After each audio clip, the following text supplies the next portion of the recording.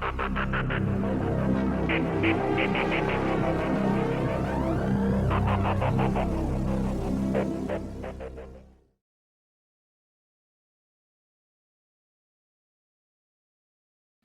shouldn't have them, but they do.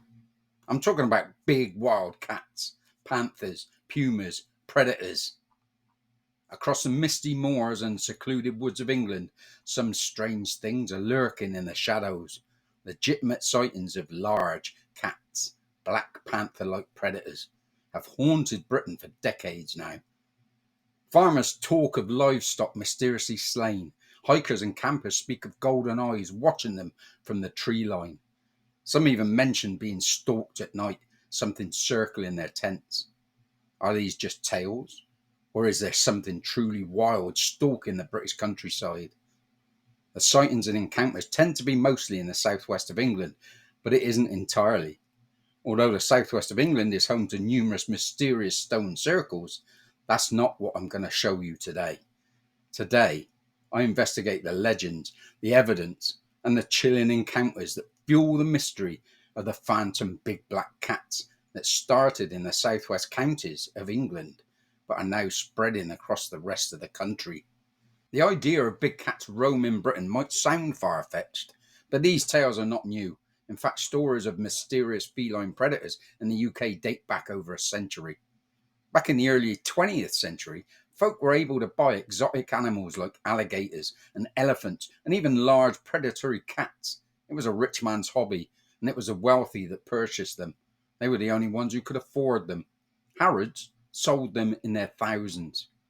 But fast forward to the 1970s, and coincidentally, mainly in the southwest, these tales, these sightings, became more frequent after 1976.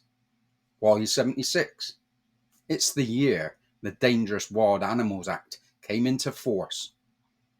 The law banned the private ownership of big cats without a license. I know, it's hard to believe that before 1976 it wasn't against the law to keep a dangerous animal like that. Many believe this new law led to owners releasing their panthers, their pumas, and leopards into the wild rather than surrendering them. Remember all the hype in the 1980s about alligators being spotted in the sewers? Well, this is similar, except these rich folk released their dangerous cats into the wild forests and woodlands. Very responsible. It's entirely plausible that the exotic cats which were released into the countryside around this time are still finding a home to this day. The terrain of the southwest is perfect for a secretive animal, dense, rugged, and sparsely populated in places. But it is also plausible for these large cats, due to the lack of food, to begin entering the populated hamlets of our countryside on the scrounge. One clue that could prove the existence of these cats is the fact that the deer population since the early 80s has been controlled, and the environmentalists don't know how. They cannot answer the question, and they won't, for some reason, even contemplate the theory of big cats in our wilderness. The same could be said about the control of rabbits and foxes. The one thing that can be said, and is stated by felinologists, folk who study cats, is that the panther, which is basically a black leopard, is very elusive. It will hunt easy prey, i.e. rabbits. It would rather hunt rabbits all day than stalk a deer for hours sometimes if it had the chance. But if the opportunity came, a deer would be its main prey. Look at this photograph of a carcass found in a tree in Gloucestershire. Do you think Tiddles the pet cat could carry that deer up there? Me neither. But a big black cat? Oh yes. Over the years, sightings flooded in from farmers and police officers to hikers, campers, and school children. The witnesses are diverse, and yet the outcomes eerily similar. Almost all witnesses mention the huge size and the fact that they are jet black. The former owner of Exmoor Zoo spotted one in the wilds of England once, and he should know what one looks like. He used to have two in his zoo. One young lad named Josh was attacked by one in Wales. He was walking in the woods one day with three others when he spotted his pet cat Sylvester was following them. He left the group to coax Sylvester back home. All of a sudden, Sylvester sensed danger and swiftly ran away. Josh, looking for his pet, noticed a swishing black tail in the undergrowth and, thinking it was Sylvester, approached it. When he got closer, he realised it was bigger than he thought. It was a panther. Startled, it went up on its back legs and swiped at Josh, clawing at his face. The panther, frightened after Josh screamed, ran off back into the woods. Wounded and blooded, Josh ran back home. The hospital noted that the 3 claw marks were approximately an inch apart and were clean cut, almost like a razor blade. It was established that the animal had to be at least as big as a Labrador dog with very sharp claws. The police were notified, and snipers and a big cat expert were sent out to hunt this cat down before it attacked anyone else, but it was never found. Perhaps more infamous is what they call the Beast of Bodmin. In the early 1990s, Cornwall was gripped by reports of a large black cat prowling Bodmin Moor. It's a rugged part of England and suits these predators down to the ground. Farmers discovered sheep mutilated in ways no known British predator could manage. Large paw prints, too big for a fox or a dog, were found nearby. One boy in 1995 even captured footage of a mysterious black animal moving through the brush. The grainy video made national news and the Beast of Bodmin legend exploded.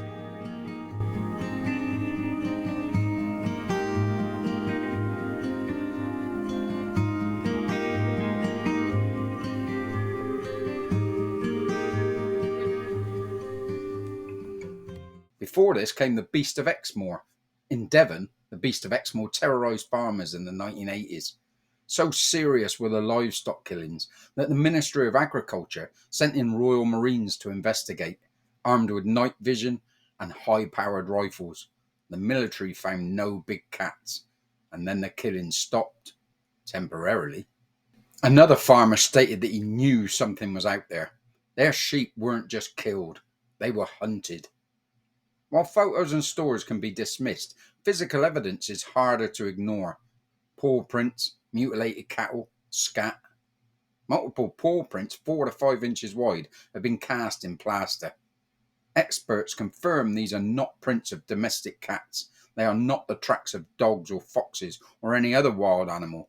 These are the tracks of predators, large predators, and of feline origins. In several instances, drop-ins or scat have been found and analysed professionally. One 2012 test from Gloucestershire identified leopard DNA, but critics argue that the samples could have been contaminated. Why and how? Another farmer found a tuft of black hair caught on his barbed wire fence. When sent for DNA analysis, it came back as a leopard. Probably the biggest and most extensive physical evidence we always find is definitely from the livestock attacks. Farmers encounter this almost on a weekly basis, wild foxes attacking the chicken pens and small sheep being attacked whilst roaming their patch. The farmers have to accept this, but when a big cat attacks their livestock, they know the difference. The way sheep and cattle have been killed, throats crushed, organs removed, doesn't match any native predator. Foxes and feral dogs just don't kill with such precision, and very rarely are they able to overpower a cow or a large sheep. But this was happening, is happening, and farmers are worried. We've also got to wonder that if we ignore these sightings and just put it down to conspiracy theories again, what if a child, like Josh earlier, was not only attacked, but killed? A case of after the horses bolted again, huh? One thing that does annoy or frustrate the believing public is the lack of hard photographic evidence. But is this true? In the age of smartphones and trail cameras, more alleged footage has emerged.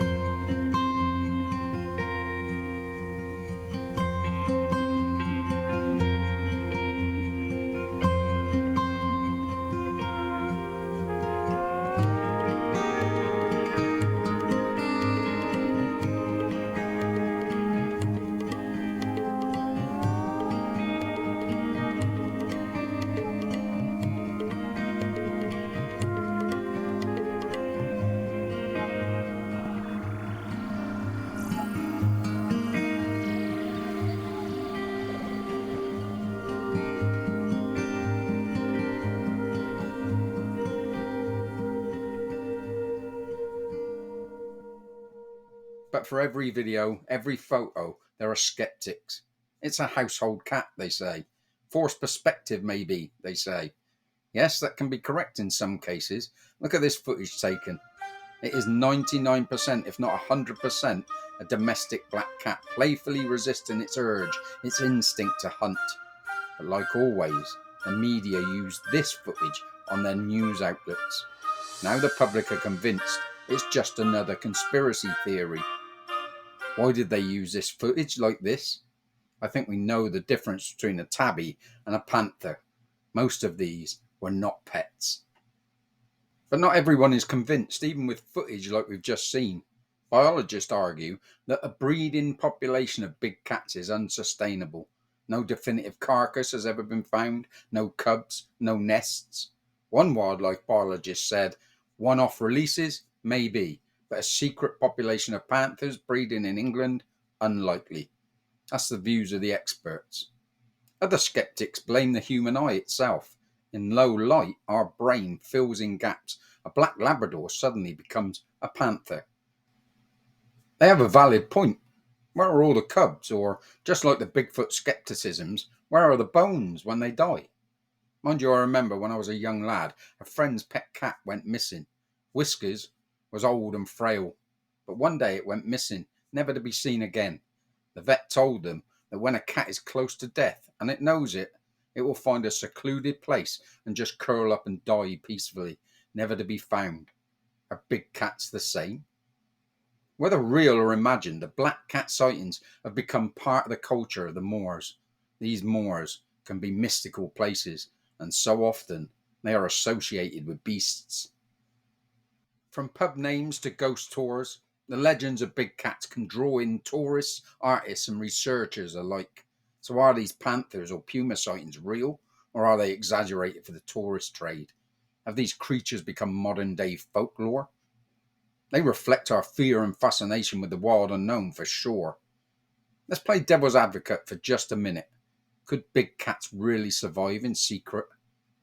Big cats are solitary, nocturnal, and highly elusive. They hate being spotted. In places like the Scottish Highlands, species of animal go undetected for years. Sometimes even species that are thought to have become extinct have suddenly turned up. Escapees from zoos, or when exotic pet owners release them, they could quite easily adapt. If a big black cat escaped from a zoo, would the owner want the bad publicity? Would they hide the incident from the public? Highly unlikely, but you never know. Even in England, the wild can be wild. There are areas in this relatively small country that are still hard to navigate. Whether they are real animals or just shadows in the mist, the big cats of England continue to prowl through the pages of mystery. So are they real? Are they lurking in our moors and woods, ready to pounce? Or are they just an exaggeration, a means for money and tourism, or maybe something else entirely? You be the judge. Thanks for watching. Do you think these cats are secretly hiding in our woods, in our forests? Have you seen one, encountered one, fought with one? If so, please share your story in the comments below. Don't forget to like, subscribe, and turn on the notifications so you don't miss out on future videos. Perhaps the truth is out there, just beyond the hedgerow. Keep your eyes open, and if you see something strange in the woods, take a picture, and then run.